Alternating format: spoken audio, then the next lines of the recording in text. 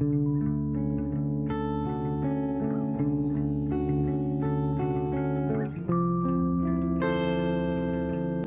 Fordham, psychic medium and spiritualist. How are you?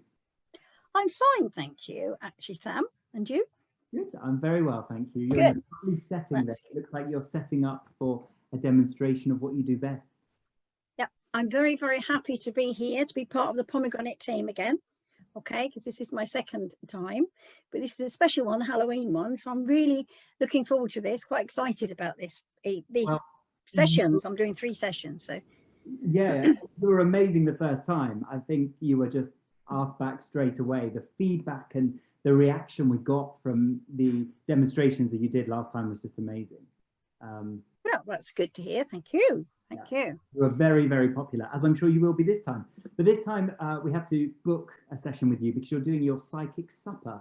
That's right. On Saturday, Sunday, and Wednesday, the 4th of November, which the times will be on the screen. So tell us about your psychic supper. Oh, the first 2 are going to be psychic lunches because of the time that they're going to be. Okay. Now, ordinarily, what I would do if I was working anywhere else doing a psychic supper, we would have a meal first. So I'm going to have to tell everybody to bring their own food. I can't supply the food. I can supply the spirit food, but I cannot supply the food for their tummy. All right. And is alcohol permitted, or will it be frowned upon? Will it be frowned upon? Alcohol. I doubt it. I doubt it. That's I doubt it. Okay. Well, the point is there will be 6 people per session. Okay. And it's it's just as if we were sitting around a table. Okay. Now, each one I will go to will get a message, most definitely get a message from somebody in the spirit, from a loved one in the spirit world. Okay. So I'll go around to each person individually until all 6 have had their message. It'll be approximately 10-15 minutes. Okay. And then afterwards, hopefully we'll have a bit of time left for some questions and answers. If people want to know how it works and, you know, whatever they want to know, I'm quite happy, you know, to answer if I can. And but, you know, no, I love when people talk over each other because it's just energy just waiting to get out. I love people. Yeah. Oh, sorry. No, I really love it. Okay, so what I was going to say is, just for people who will come into the room and to, you know, the Zoom room for a reading, it may not be the person they want. Okay, but I can't send that person who comes, I can't send them away. Say, go away, they don't want to talk to you, you know. Okay, so people must come with an open mind, open their eyes, and with an open mind as to who will come to speak to them. I have no control whatsoever over that. And it might be what they need to hear and not what they want to hear. Exactly. It will be, coming from the spirit world, it will be what they need, and as you say, not necessarily what they want. All right. I mean, I'm really looking forward to it. I love doing them here.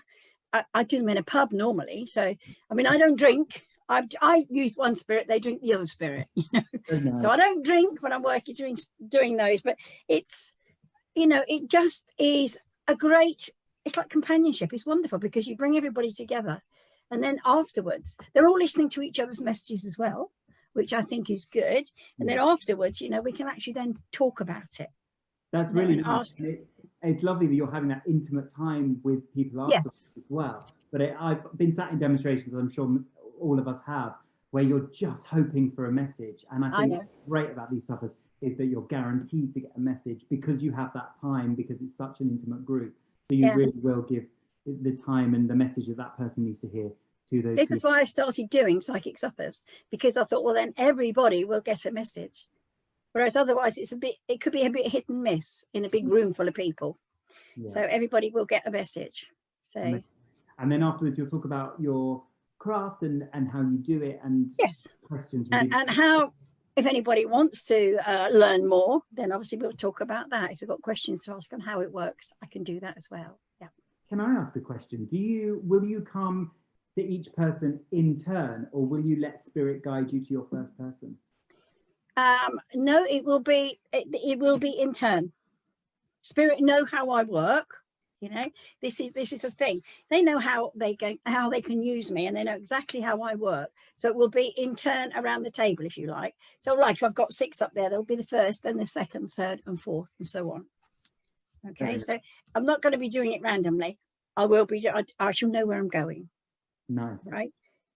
So what's the significance of making it a supper? I mean, it's very nice because it's just sort of more informal, because it's very intimate. Is that the reason? It's people I think, yes, at the same time and just enjoy and arouse the senses. Is there any more into it? that's why I started doing them, because it is less informal. And I find that people will come to a psychic supper that possibly wouldn't come into a church to learn more about spiritualism. So this is why I started to do this, you see. And to be perfectly honest, lots of them have come in. They come in to have healing. They come in to learn a bit more. So it's certainly working. You know, I have been told you shouldn't work in pubs, but why not? Those people won't come through our doors. But if we go and tell them what we're about, they're more likely to. Yeah. Absolutely. And we don't stand on street corners and say, come into our church. You know, we don't do that. But this, I do think, because, as you say, it's very informal.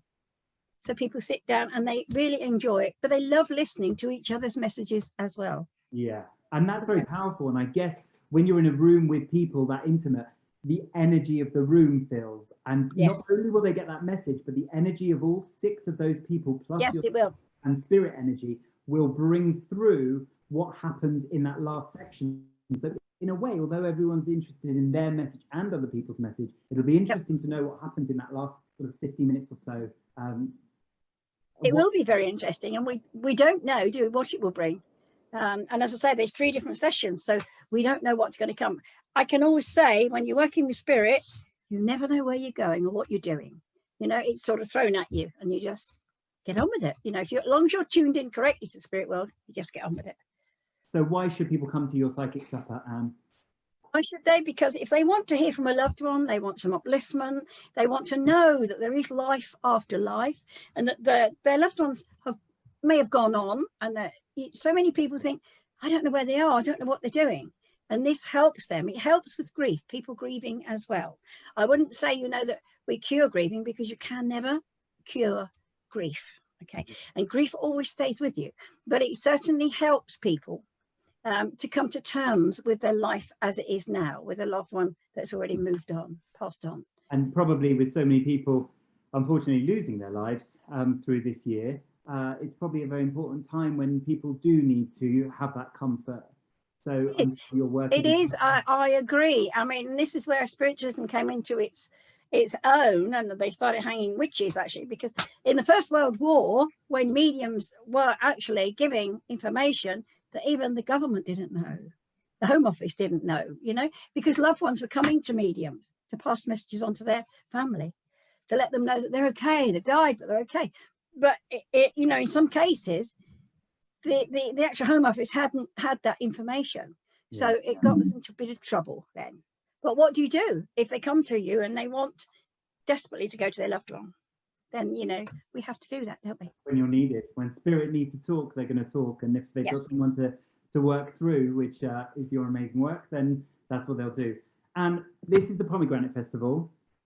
I don't know how many people will be eating pomegranates. Maybe some people can bring pomegranates to the festival. Yeah, maybe they can. Or even they can drink pomegranate juice. Whatever. Very good for you. So there we go. It's a double win. But if your workshop was a fruit, what fruit would it be?